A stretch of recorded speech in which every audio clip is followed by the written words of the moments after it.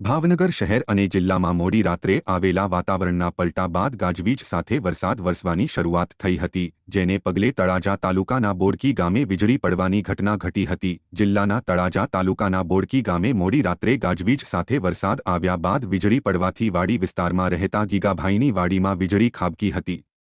ગીગાભાઈની વાડીમાં બનાવવામાં આવેલા ઢાળિયામાં વીજળી પડતા બે બળદના મૃત્યુ નીપજ્યા હતા। જો કે રાત્રે ગાજવીજ સાથે વરસાદ થવાથી લોકોમાં ભય જેવો માહોલ પણ સર્જાયો હતો।